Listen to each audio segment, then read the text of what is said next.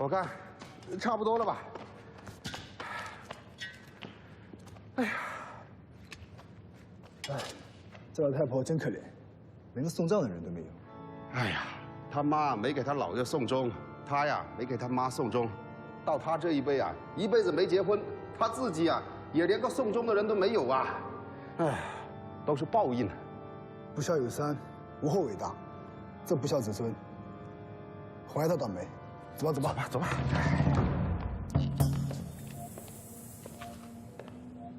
倒霉你个鬼啊！不知道单身有多快乐。祝你们有人陪伴。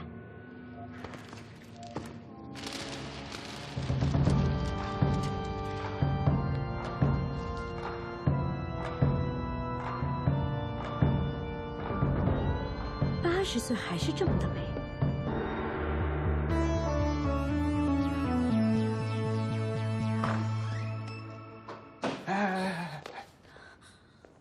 我做了个梦。你不远万里、千里迢迢过来告诉我，你做了一个梦。如果60岁的时候，我还单身，你也单身，或者说你已经离婚了，我们结婚吧。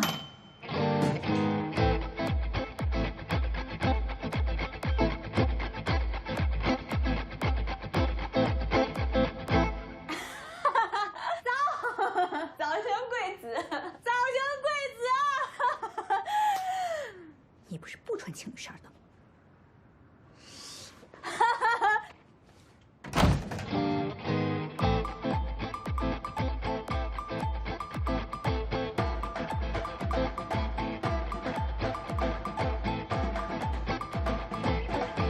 哟，这谁家呀？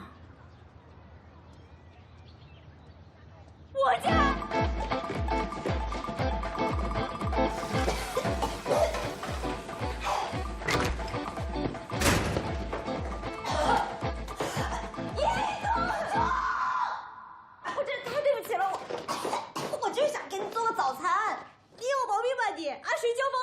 别整这些没用的社交。对不起，我那个公司也快迟到了。就是这个厨房你不用动啊，我会把它弄好的。千万别动啊！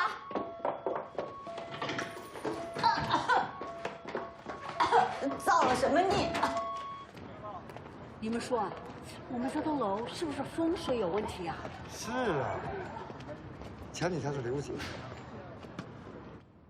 我好像忽然意识到，从我妈去世那天到现在，我并没有流过眼泪。我没流过眼泪，并不代表没有哭过。这话不是我说的，是我妈的原话。当年姥姥去世的时候，她就没有流过眼泪。我不知道她是真的坚强还是怎样，只是觉得她好像对所有坏消息和突如其来的噩耗都有心理准备。有时候我觉得她这个性格特质是遗传到了我身上。榴莲，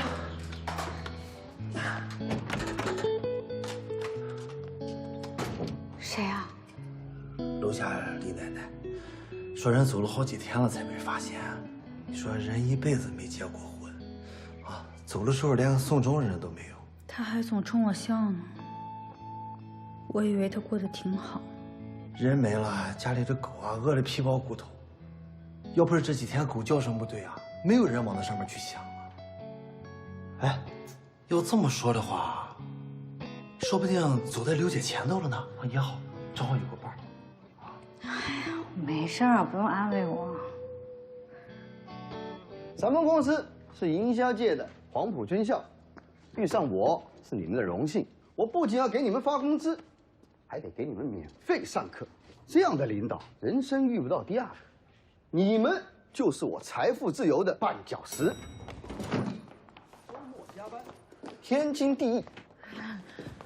对不起，副总，那个今天周末，所以我有点事儿，能不能不算迟到？咱们这只有周期，没有周末啊。副总，这么琐碎的事情，怎么可以打扰副总呢？那我打扰你一下行不行啊？就是我今天迟到，可不可以不扣工资啊？不行，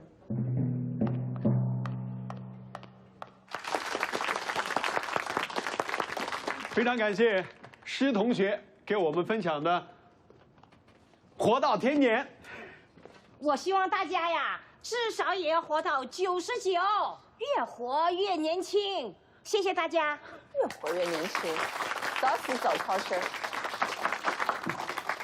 今天呢，还有新朋友来参加我们的西洋读书会，看看年轻的血液会给我们注入怎样的新思想。掌声欢迎刘烨！大家好，大家好，我是榴莲。我今天要给大家推荐一本书啊，我相信读完这本书之后，在座的爷爷奶奶、叔叔阿姨一定会更加了解自己的内心，一定会开始聆听自己内心最真实的声音。这本书呢，就是《约会心理学》。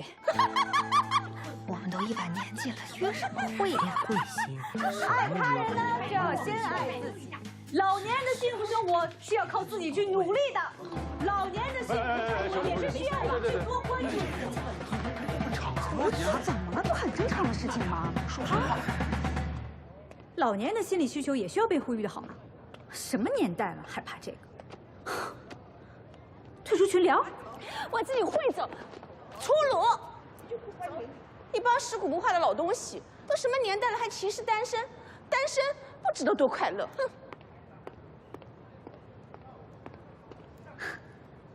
请问阿姨怎么称呼啊？没礼貌，请叫我林小姐。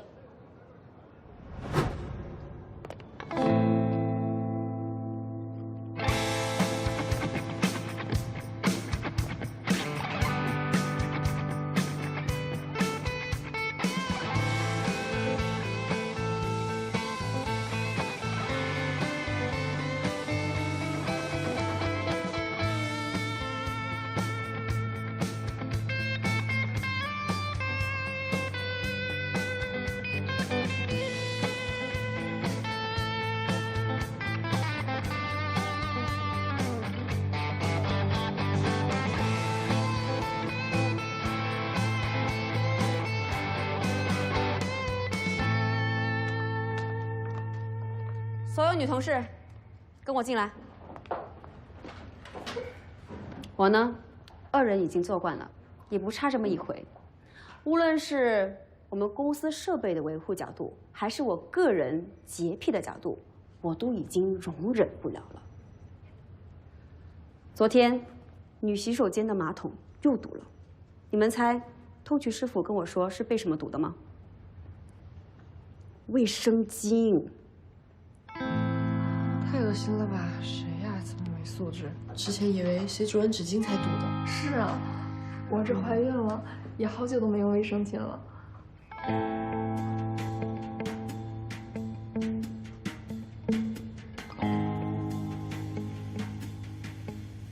我不会把卫生巾扔进马桶的。